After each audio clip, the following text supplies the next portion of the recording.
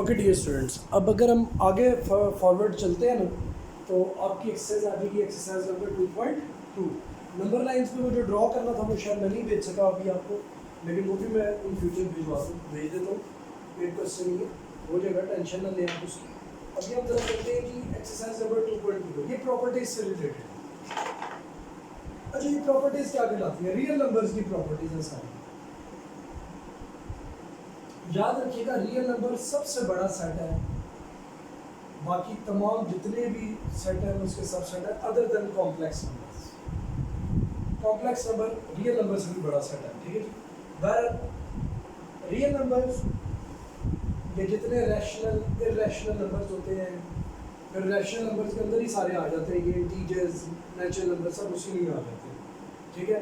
एक फिगर बड़ी प्यारी से ग्रुप पे बनाई है, अगर सामने मुझे नजर आती है ना तो मैं आपके साथ शेयर करता हूँ। ये पता नहीं अब आपको इस कैमरे में नज़र आ रही है कि नहीं। पेज नंबर 35 के ऊपर ये फिगर एक आ रही है, तो ये बड़ी सी प्यारी फिगर बनाई है। इसने बताया रियल नंबर्स के अंदर रैशनल आ जाते हैं और ये इरैशनल भी इसी में आ जाते हैं। इरैशनल के अंदर क्या आ जाते हैं जी? इंटीजर्स, फिर होल नंबर्स और फिर नेचुरल नंबर्स। तो आप इस चीज़ को पढ़ें, पेज नंबर 35 की आपको मज़ीद क्लैरिफाई करने चीज़ें। अच्छा, अब आगे की प्रॉपर्टी रियल नंबर की क्या है वो ज़रा देखें, ठीक है। रियल नंबर की प्रॉपर्टीज क्या क्या कहलाती है ये जरा आप समझ याद रखिएगा। रियल नंबर जितने भी हैं, ठीक है, ये दो प्रॉपर्टीज, दो ऐसे ऑपरेशंस हैं, एक प्लस और एक मल्टीप्लाई, एडिशन और मल्टीप्लिकेशन, जिसके ऊपर तमाम प्रॉपर्टीज रियल नंबर्स की होल्ड है, ठीक है। बाकी डिवीजन और सब्ट्रैक्शन पे कुछ प्रॉपर्टीज होल्ड करती है, कुछ नहीं करती। क्या है ये प्रॉपर्टीज? पहले भी हमने पढ़ी, फिर बता देता हूँ। सबसे पहली प्रॉपर्टी बेटा क्लोजर प्रॉपर्टी। क्लोजर प्रॉपर्टी ये कहलाती है कि आपने लेट्स से जी 2 3 आपके पास दो नंबर थे, नंबर कोई से भी दो नंबर थे, 10 थे, 17 था, आपने उन्हें ऐड किया तो जो आंसर आया क्या वो भी रियल है? वो भी रियल है। ये क्लोजर प्रॉपर्टी कहलाती है। उसके ऑपरेशन होने के बाद जो हुआ वो भी उसके अंदर ही उसी सेट का हिस्सा था, ठीक है। तो ऐसी प्रॉपर्टी को क्या कहते हैं? Closure property. आगे बात समझ, बस ये याद रखें।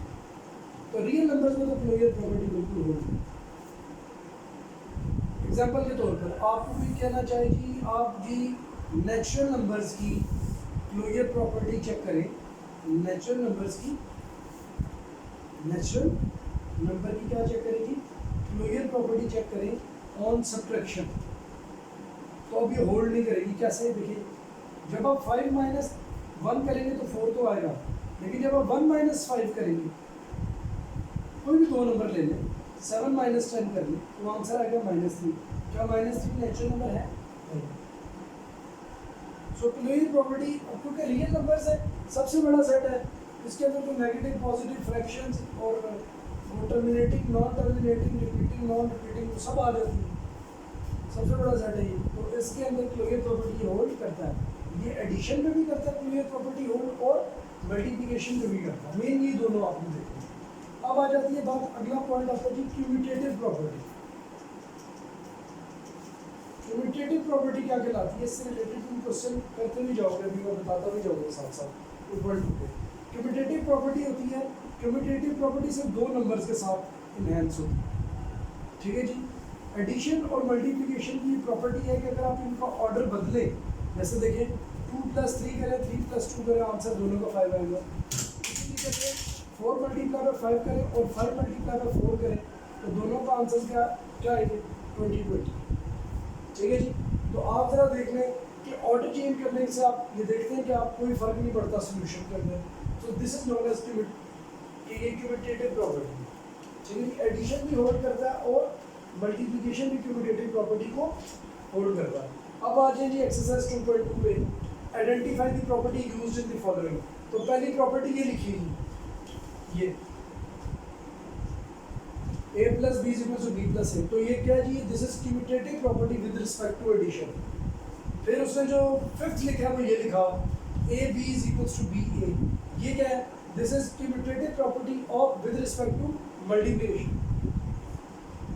This is commutative property with respect to addition and this is commutative property with respect to multiplication। अब अगली बात आपको बता देता हूँ, तीसरा पॉइंट। अब मिटाने लगो, साथ साथ मिटाता जाओ मुझे क्योंकि बताता जा रहा हूँ। तीसरा पॉइंट होता है जी, एक होती है जिसको आप कहते हैं एसोसिएटिव प्रॉपर्टी। एसोसिएटिव प्रॉपर्टी क्या कहलाती है? एसोसिएटिव प्रॉपर्टी ये होती है प्लस के केस में ये होती है,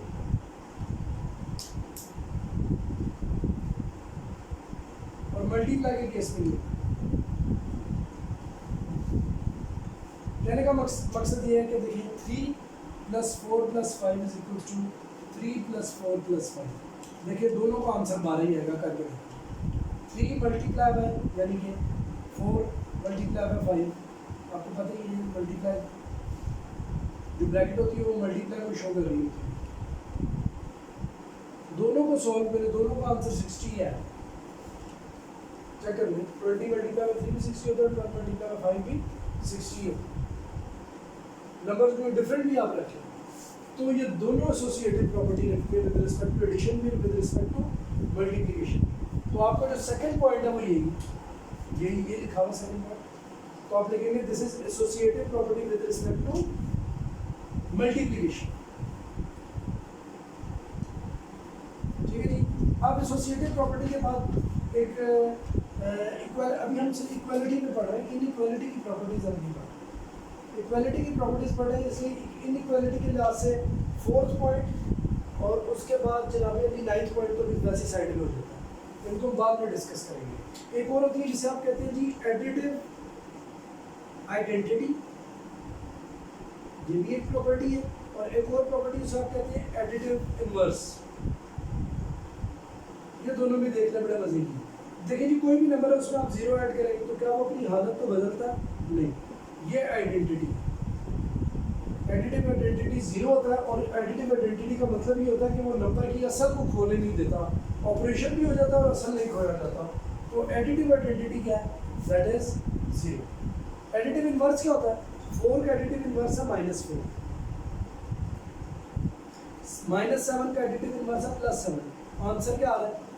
0। एडिटिव इनवर्स वो नंबर कहलाता है कि जिसे आप सर्टेन नंबर में ऐड करें और आंसर एडिटिव आइडेंटिटी आ जाए, यानी कि 0 आ जाए, जो उसे ख़त्म कर दे और एडिटिव आइडेंटिटी फाइनल आंसर में आ जाए। तो 4 और -4 एक दूसरे के एडिटिव इनवर्स और -7 और 7 एक दूसरे के एडिटिव इनवर्स। अगर हम इस चीज़ को गौर से देखें तो पार्ट नंबर 7 जो है क्वेश्चन नंबर 1 का, वो एडिटिव इनवर्स को शो कर, ठीक है जी। इसमें शो कर रहा है जी एडिटिव इनवर्स को, हमारा पार्ट नंबर 7 शो कर। इसके बाद अगले 2 पार्ट आएंगे जी मल्टीप्लिकेटिव आइडेंटिटी।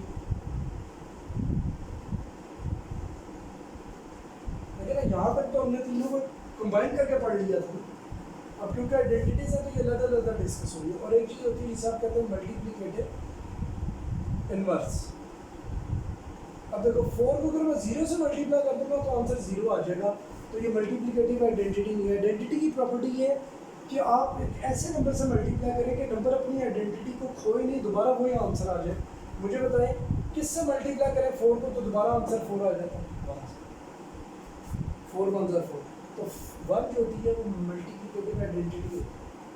इसी तरीके से अगर कोई नंबर है लाइक 17 एक नंबर है, उससे आप किससे मल्टीप्लाई करें तो आंसर एडिटिव मल्टीप्लिकेटिव आइडेंटिटी आएगा 1/17 से, दोनों कट जाएंगे। इसी तरह -2/3 लिखा है तो इसकी मल्टीप्लिकेटिव आइडेंटिटी क्या होगी? -3/2। सॉरी मल्टीप्लिकेटिव इनवर्स क्या होगा? -3/2। कैसे?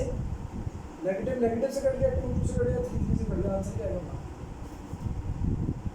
1 is known as multiplicative identity.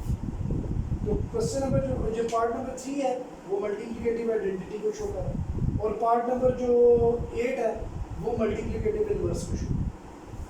तो यूँ हमने सारे के सारे जनाबे अली ऑपरेशन सीख लिए, ठीक है जी। इसके अलावा कुछ कैंसिलेशन प्रॉपर्टीज होती है एडिशन की, मल्टीप्लिकेशन की, वो भी मैं आपको सिखा देता हूँ, वो भी आपको आनी चाहिए। कैंसिलेशन प्रॉपर्टीज है वो क्या होती है? उन्हें हम कहते हैं कि cancellation properties of addition and multiplication. वो क्या होती है जरा देखिए। देखिए अगर कभी लिखा हो a + b = c + b, एक बात करें कुछ ऐसे लिखा हुआ आ जाए a + b + c + d, तो कैंसिलेशन प्रॉपर्टी है कि ए सी के बराबर है। कैसे? क्योंकि बी इधर भी प्लस हो रहा है, इधर भी प्लस हो रहा है, उधर जाकर माइनस हो जाएगा, कैंसिल हो जाएगा। ऐसी प्रॉपर्टी को कहते हैं कैंसिलेशन प्रॉपर्टी। लेकिन ये कैंसिलेशन प्रॉपर्टी किसकी है? एडिशन की, क्योंकि ये नंबर्स ऐड हो रहे थे। सेम इसी तरीके से नंबर जो मल्टीप्लाई हो रहे थे, यानी ए सी से मल्टीप्लाई हो रहा है और बी भी सी से मल्टीप्लाई हो रहा है, तो कैंसिलेशन प्रॉपर्टी क्या है? सी सी से कट जाएगा, आंसर ए बी के बराबर है। सी तो जाके डिवाइड हो तो ख़त्म ही हो जाता है। सो ऐसी प्रॉपर्टी को कहेंगे कैंसिलेशन प्रॉपर्टी ऑफ मल्टीप्लिकेशन। सो जो पार्ट नंबर 6 आ रहा है वो कैंसिलेशन प्रॉपर्टी है, लेकिन किसकी है? एडिशन की। एडिशन की कैंसिलेशन प्रॉपर्टी उसमें दी है। तो प्रॉपर्टीज ही बतानी थी, हमने सारी की सारी प्रॉपर्टीज कर ली। नहीं की तो हमने अभी तक मैंने आपको नहीं बताई इनइक्वालिटी की प्रॉपर्टीज। देखो इनइक्वालिटी की प्रॉपर्टी जैसे क्लोजर प्रॉपर्टी है ना, क्लोजर प्रॉपर्टी है रियल नंबर्स की, तो वो नंबर उसमें लाएगा। ट्राइकोटोमी प्रॉपर्टी ऑफ इनइक्वालिटी क्या होती है?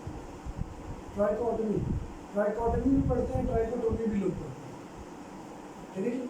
ट्राइकोटोमी प्रॉपर्टी है कि नंबर आपस में इक्वल भी हो सकते हैं, ए बड़ा भी हो सकता है और ए छोटा भी हो सकता है।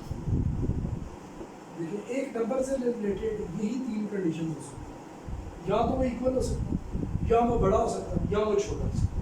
कुछ ऐसी ही चीज़ पार्ट नंबर 4 पे लिखी है, and this is trichotomy property of real numbers for inequalities, not for equalities. ये इक्वालिटी के लिए नहीं है, ये इनइक्वालिटी की प्रॉपर्टी। फिर एक और उसने लिखा है जी a is greater than b, और साथ ही लिखता कहता है जी a c is also greater than b c, हाँ unless that c is greater than b. तो इसे कहते हैं मल्टीप्लिकेटिव प्रॉपर्टी।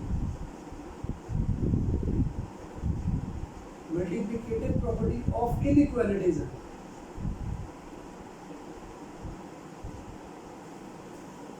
मजे की बात, a c less than b c भी हो जाता है अगर सी 0 से छोटा हो तो। ये भी बात बता दूंगा, यानी अगर पॉजिटिव होगा सी नंबर, बड़ी सिंपल सी बात है, देखिए 5 अगर 3 से बड़ा है, अगर आपने दोनों को 2 से मल्टीप्लाई किया तो 10 भी 6 से बड़ा है। लेकिन अगर आपने दोनों को -2 से मल्टीप्लाई किया तो -10 तो छोटा है -6, तो ये मल्टीप्लिकेटिव प्रॉपर्टी कहलाती है, याद रखिए, ठीक है। सो 9th one is multiplicative property of inequalities. तो 2 इनइक्वालिटीज की प्रॉपर्टीज मुझसे दी थी, इसलिए मैंने आपको दोनों समझाया, ठीक है। एक और प्रॉपर्टी होती है ट्रांजिटिव कहते हैं उसे भी आप याद रखिएगा, अक्सर ये property fill in the blanks में आ जाती है। ट्रांजिटिव प्रॉपर्टी होती है कि अगर ए जो है वो बी से बड़ा है और ए जो है वो सी से भी बड़ा है, सॉरी ए जो है वो बी से बड़ा और बी जो है वो सी से बड़ा है, तो साबित हो गया कि ए सी से बड़ा। इसे कहते हैं ट्रांजिटिव प्रॉपर्टी। ए बी से बड़ा और बी सी से बड़ा, तो अंडरस्टूड होगा कि ए किससे बड़ा है? ए सी से बड़ा। लेस के केस में देख लेंगे, अगर ए बी से छोटा और बी सी से छोटा तो साबित होगा कि ए सी से भी छोटा। दोनों पे इस्तेमाल है, इसे कहते हैं ट्रांजिटिव प्रॉपर्टी, ठीक है। तो प्रॉपर्टीज का जो पेज है ना, आप जरूर उसे थॉरली एक दफ़ा पढ़ लें, नॉलेज में इजाफा ही होगा। ये इतना शायद इम्पॉर्टेंट वैसे ना हो, लेकिन for your information in mathematics page number 39, 40, 41, 42 आपको लाइफ में मैथ्स को सीखने में हेल्प करेगा, मैथ्स के एक्सियम्स को समझने में हेल्प करेगा। अब पूरा क्वेश्चन में क्वेश्चन नंबर 2 लिख के बता रहा हूँ आपको। लिखते जी 3x + 3 × y - x। अगले स्टेप में करेंगे 3x + 3y - 3x, फिर करेगा 3x - 3x + 3y, फिर करेगा 0 + 3y और फिर दे देगा आंसर। अब वो पूछ रहा है इस पूरे प्रोसेस में हुआ क्या, प्रॉपर्टी वाइज क्या क्या हुआ ये बताएं। इस क्वेश्चन में प्रॉपर्टी वाइज आपने क्या क्या किया ये बताएं। अब आप देखिएगा, सबसे पहला काम ये डिस्ट्रीब्यूटिव प्रॉपर्टी, ये चीज़ जो मैंने आपको नहीं बताई थी वो ज़रा सुनो। डिस्ट्रीब्यूटिव प्रॉपर्टी ऑफ मल्टीप्लिकेशन और सब्ट्रैक्शन। मल्टीप्लिकेशन बाहर हो रही है और अंदर क्या हो रही है? और सब्ट्रैक्शन। सब्ट्रैक्शन अगर सिर्फ प्रॉपर्टी का नाम पूछा जाए तो पहले डिस्ट्रीब्यूटिव। इधर क्या हो रहा है चेक करें, 3y - 3x, यानी कि अगर मैं इसको इस तरह करके लिखूं, समझने की बात है, तो ये उठ के इधर आ गया और ये उठ के इधर चला गया। ये कौन सी प्रॉपर्टी जिसमें आप एक्सचेंज कर सकते हैं पोजीशंस को? क्यूम्यूटेटिव प्रॉपर्टी ऑफ एडिशन हमने इस्तेमाल की। अब आप सोच रहे होंगे ना, जहन में आपके सवाल आ रहा है तो सर इधर तो माइनस आ रहा है, तो उसका जवाब मैंने आपको दे दिया। क्या मैं इसको ऐसे नहीं लिख सकता? अब तो एडिशन हो रहा है ना, तो ये पहले लिख दिया जाए और ये बाद में लिख दिया जाए, हो सकता है ना? इधर भी प्लस एज इट इज रह रही है, पहले लिख दिया जाए, ये बाद में लिख दिया जाए, तो साबित हुआ कि ये पॉसिबल है। ये चीज़ देखना पॉसिबल है। और ये कौन सी प्रॉपर्टी कहलाती है? ये कहलाती है क्यूम्यूटेटिव प्रॉपर्टी। अच्छा, उसके बाद जब ये क्यूम्यूटेटिव प्रॉपर्टी अप्लाई हुई और इस स्टेप के अंदर हमने क्यूम्यूटेटिव प्रॉपर्टी को अप्लाई कर दिया, ये देखना यहाँ से ये पहला स्टेप क्या था? ये डिस्ट्रीब्यूटिव प्रॉपर्टी अप्लाई हुई। ये क्या हुआ कि ये क्यूम्यूटेटिव प्रॉपर्टी अप्लाई हुई। ऐसे ही अब यहाँ पे क्या अप्लाई होगा जरा देखिए, इस पॉइंट में अगर हम देखें तो यहाँ पर अप्लाई हुई है एडिटिव इनवर्स। कैसे? ये प्लस 3x था, ये माइनस 3x था, क्योंकि ये दोनों एडिटिव इनवर्स से कट गए और आंसर इन्होंने एडिटिव आइडेंटिटी दी। और इस स्टेप में क्या हुआ आप देख लें साफ साफ, यहाँ पर तो देख लेना कटा, यहाँ पर हमारे पास एडिटिव इनवर्स हो गया। ये क्या हुआ? 0 जो बैक हुआ दोबारा 3 में बन गया। This is additive identity.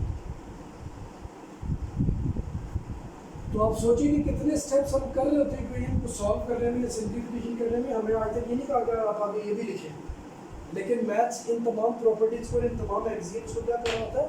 Use कर रहा होता है। इसी तरीके से क्वेश्चन नंबर 3 है, मैं आपको व्हाट्सएप इसकी पिक्चर कर दूंगा। अब आपको काफ़ी चीज़ें समझ आ गई हैं, तो उसमें मैं आपको बता दूंगा। आप आगे मैंने उसकी भी प्रॉपर्टीज़ लिखी है, तो आप उसमें से देख के समझ लीजिएगा। ये एक्सरसाइज आपकी कवर। इस एक्सरसाइज का आपके जो लॉन्ग क्वेश्चन आएगा, तो दोनों एक्सरसाइज से लॉन्ग क्वेश्चन को भी नहीं आ सकते।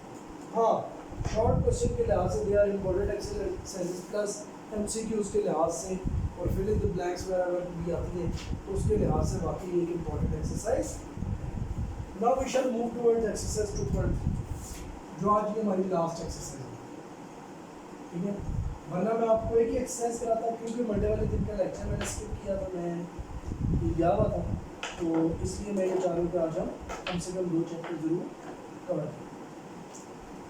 ठीक है, ताकि जो गैप आया उसको हम कवर कर सकें। फिर लिखा जी, right each radical expression in exponential rotation and each exponential rotation in radical rotation.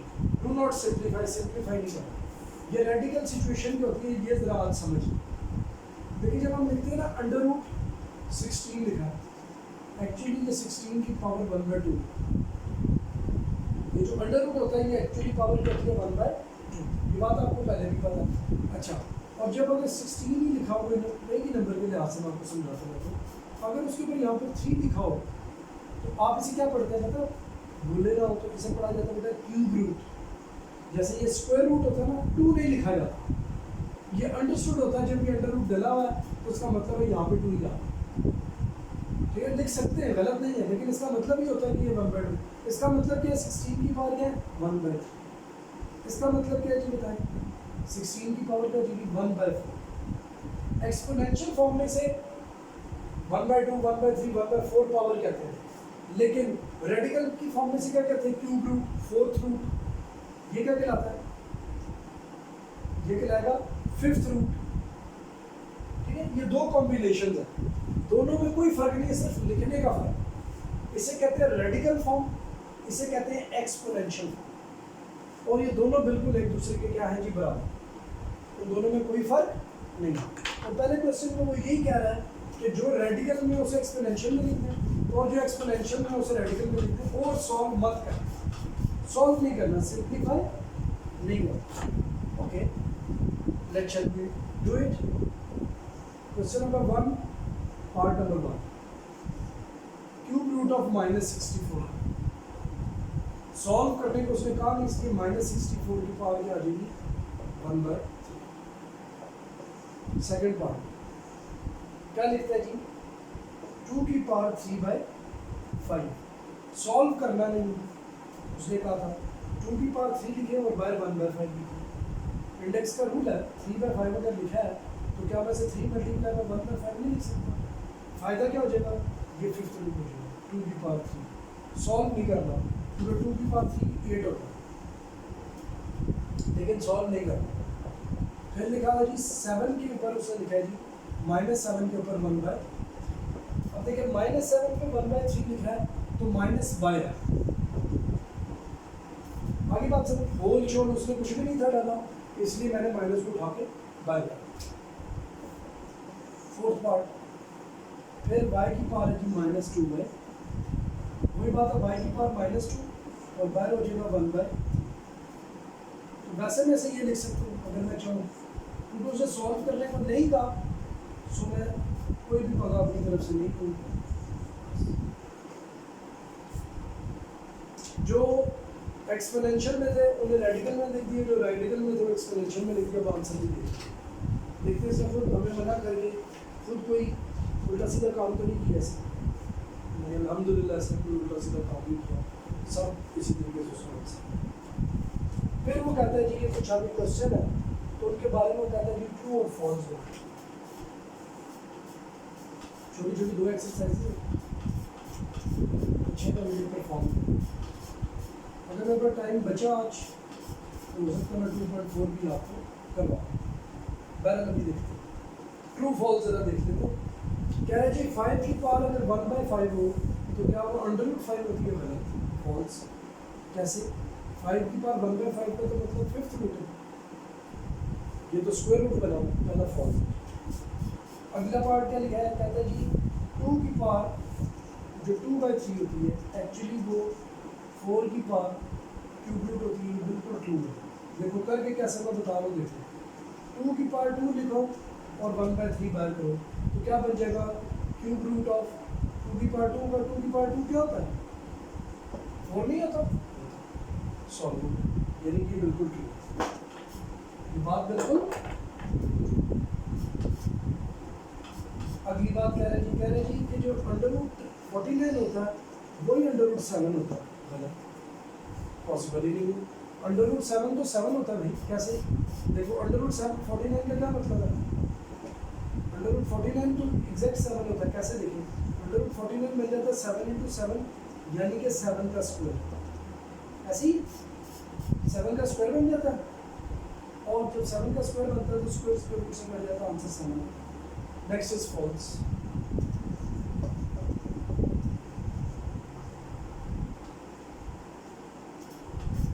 What is the last one? कहता है जी x की पावर 27 क्यूब रूट लिया, आंसर आ गया x की पावर 3। देखते हैं फिर मसले की बात है, देखिए x की पावर 27 की पावर 1/3, 27 मल्टीप्लाई बाय 1/3 किया तो ये तो 9 बनता है, x की पावर 9 होता तो आंसर बिल्कुल ठीक है, जबकि x की पावर 3 है तो ये भी तो हो जाएगा, ये भी हो जाएगा फॉल्स, ये भी क्या हो जाएगा। सो देख लेते हैं answer, only the second one is true and all other are the false situations, false he answer। now that is false true false false, I am absolutely wrong। now here is a simplification of the remedy। अब आगे थोड़ा सा आप क्या करेंगे, कुछ questions को हल करने की कोशिश करें।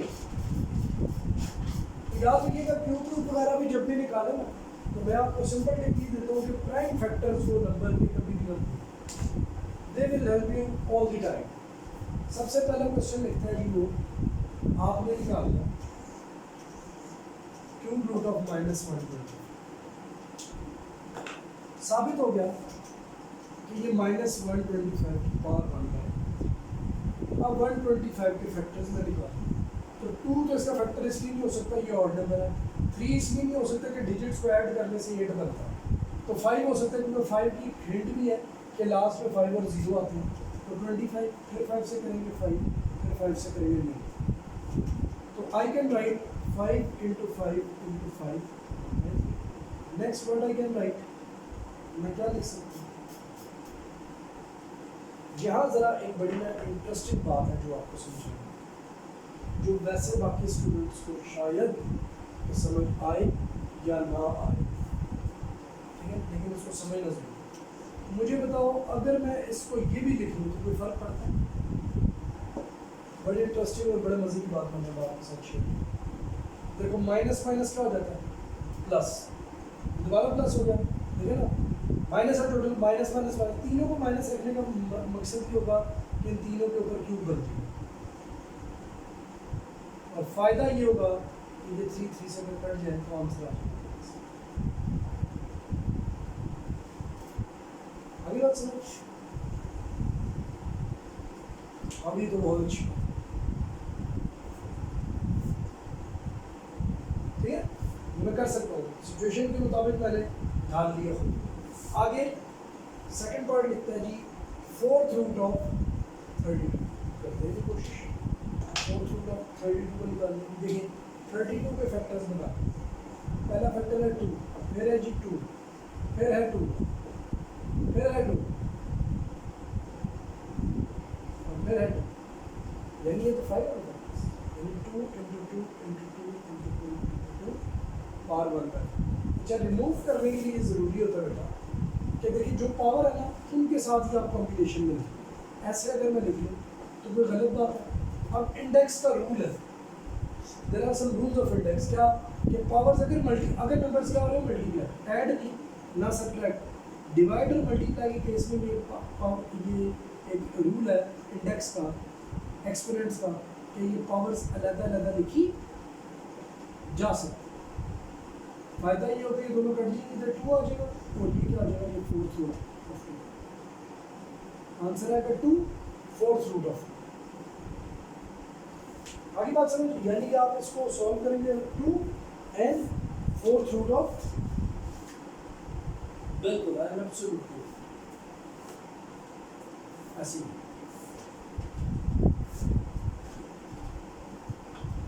Now in the next portion, how we simplify the third and the fourth part. लिखता है थर्ड पार्ट के अंदर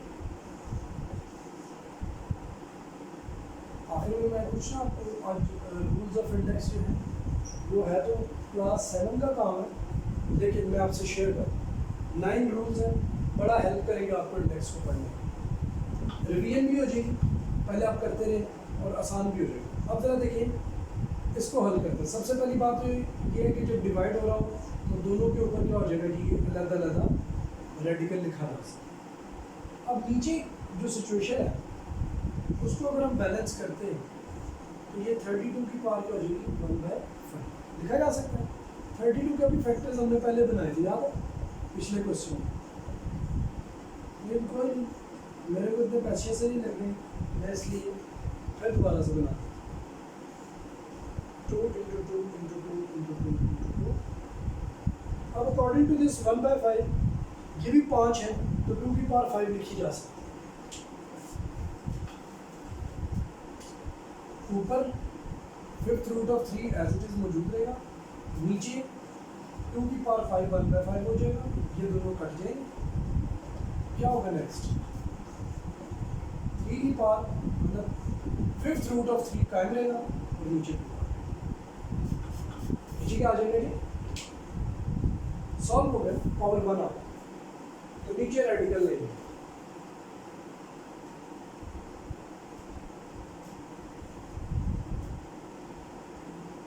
Now the last part is cube root of -8/20 -2/3 इसका आंसर। लेकिन कैसे, अब देखो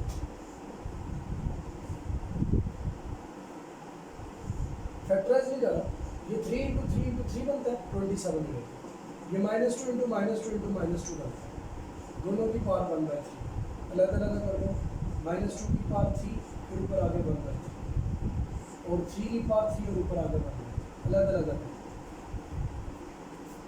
आगे बात समझ, देखो कैसे मैंने ये किया, 8 के मैंने फैक्टर्स निकाले, वो तो आएंगे, सिर्फ 8 के क्या फैक्टर्स आएंगे 2 × 2 × 2।